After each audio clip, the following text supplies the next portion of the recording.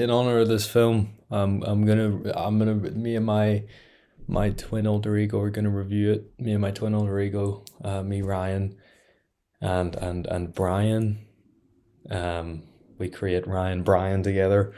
Isn't that right, Brian? That's right, Ryan, because we both love the film Sinners. Do you get the bit? Because Michael B. Jordan plays twin in the film.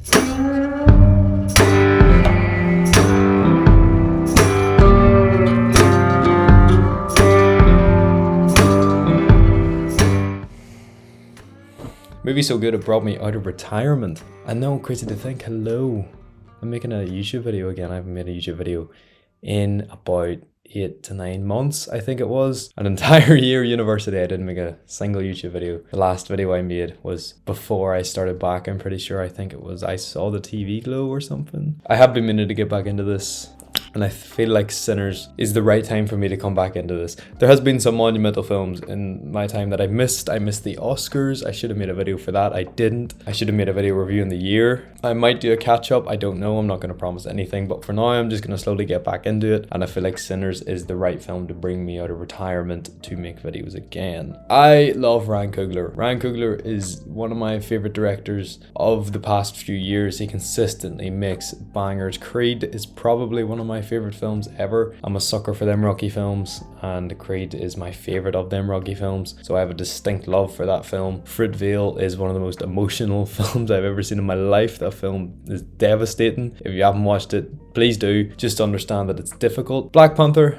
I do like Black Panther. I don't love it as much as everybody else. Same with Wakanda Forever. I don't mind either. But Ryan Coogler has proven himself consistently with big budget projects like this, and to see him get his own original idea developed and produced for this huge monumental film, and it being an original idea is so exciting. If you don't know, this is the biggest box office opening since COVID for an original IP, which is great because we don't get that anymore. Everything we get is so franchised, which is fair enough. That's just the landscape of the filmmaking world. But to see this come out and to see it be that successful box office wise is really exciting. But I'm not here to get into the talk about the nitty gritty fundamental financials of films like this. I'm here to talk about the films. I love this film. Creed is my favorite Coogler film. This is better. This is fantastic. This film is exceptional from like start to finish. I don't even know where to start. I'll start with the story. The story is amazing.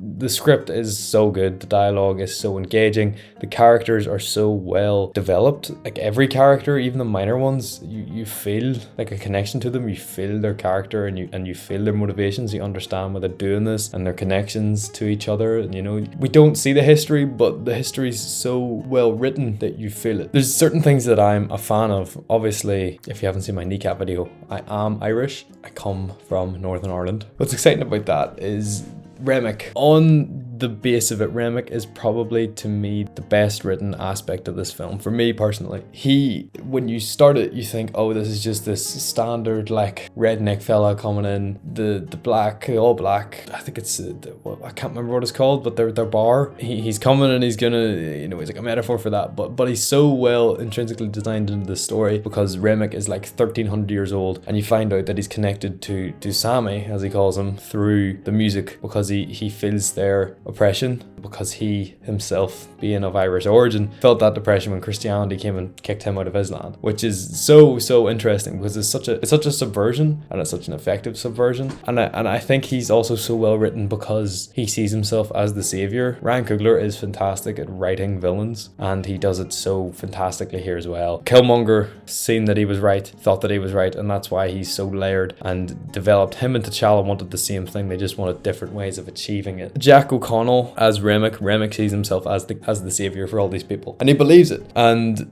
you can see that there's people in this film that obviously feel a greater connection whenever he turns them into a vampire, but at the same time it's also that manipulation from him because he's like the head honcho. Jack O'Connell is from Derby, his dad is Irish.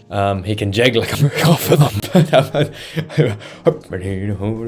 He is fantastic here as the villain, as Remick, and he honestly, to me, didn't feel like he had much screen time. He chewed it anytime he was on it. It's a fantastic performance and probably a new horror icon. Michael B. Jordan, this might be my favorite Michael B. Jordan performance. Anytime he works with Coogler is when he's at his best. Fruitvale, he's amazing, and so in Creed. But this is such a dynamic performance because there's two of them. You know, he plays both characters so differently, and there was a risk where you're like, is he going to be able to do that? And he does it, kills it, to be honest. I can't remember the differences. Which one was one is in red and one's in blue. One's called Smoke and one's called Stack. I can't remember the difference. I'm just gonna refer to them as the red one and the blue one. The red one, I think, was, I can't even look it up on IMDb because it just says Smoke/Stack, which does not help. It does not help at all. I'm gonna have to Google it. God damn it. It wouldn't be a Ryan McGrath video if this wasn't the case. Well, no, I know. I don't need them unpacked. I just want to know which one is which. Sinners, Smoke. No, stop bringing up both of them. Stop bringing up both of them. It just brings up both of them. This is Smoke. Smoke's the one in the blue, I think. Yes. So Smoke's the one in the blue. And he's like a sort of hard-hitting father figure for Stack. And he's such a much more brooding sort of character. He's lost a child, that clearly affects him, and he's a protector. You know, we're shown that he's not hesitant to kill. He does it just on a whim, to be honest, pointing guns left, right, and center. And I think similar to Remick, when he kills or when he does what he does, when he does the difficult thing, it's because he believes he's right and he believes he's helping and he believes he's saving. Stack is like a wild card.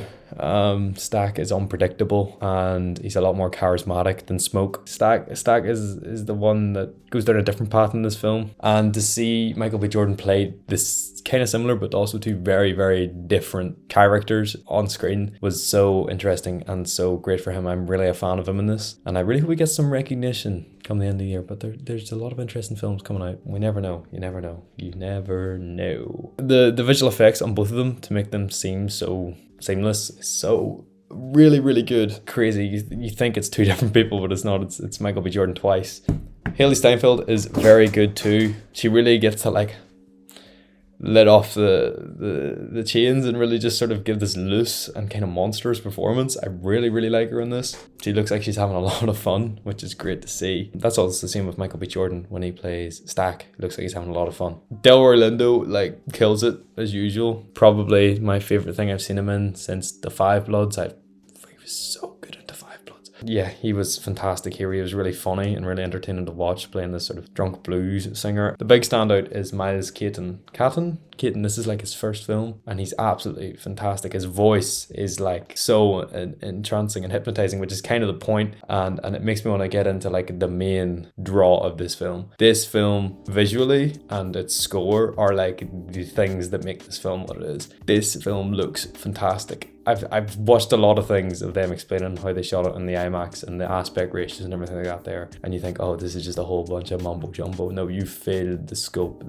and scale of this is crazy. The detail in the shots, the production design is like elevated by this amazing lighting design and this like haunting sort of color contrast. There's like the outside is this dark black and blue, and the inside is this warm orange, but it's kind of like a heat sort of orange, so it makes it more uncomfortable inside the barn. You can tell that they used that shot during the day, but it's like transition to night technique that was used in Nope. I think they did anyway. It looks like they did. I'm guessing off of like behind the scenes videos and stuff, but it's just so stellar to look at. It's so fantastic to look at, and it's complemented by this amazing score. Ludwig Göransson, he is coming for that goddamn Oscar again, because the score is exceptional. There's one sequence that people probably talked about, and it's one of the most inventive and best cinematic sequences I've seen probably since I was born, to be honest, which would be close to the turn of the millennium, which is what I was gonna say. It's so exceptionally shot. It looked so amazing, and it was just this exceptional one take that crossed so many different genres and crossed so many different visual styles.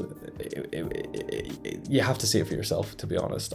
That's all I can say about it, because I don't want to ruin it in that context. So to round it up, it's an exceptional piece of cinema. It probably is one of the best films since the 2020s, like of the 2020s, of the decade so far. I would definitely put it in that top 10. It'll be revered as the years go on. You know, people talk about this deal that Ryan Coogler struck and how it's the end of like the studio system, and it's a really great thing for filmmakers to have that deal. I think it moves the industry forward in a lot of ways and puts more power back in the creative. I really hope it doesn't get forgotten come near the end of the year, because it can, because it's a horror. It could easily slip through the cracks at the award ceremonies, but it shouldn't, because there's so much in this film that deserves to be rewarded, but at least recognized, from the direction, the script, the visuals, the performances. Every actor is given their all. This film doesn't really put a foot wrong. There's layers and there's metaphors. I haven't really unpacked them all. I haven't figured them all out, but that's the joys of it, and I want to, and I'm gonna say it again to try and figure that out. But please go and see Sinners. Go and support this film. It's really very good. So that's that. Good to be back. Like and subscribe. I'll see you when I see you.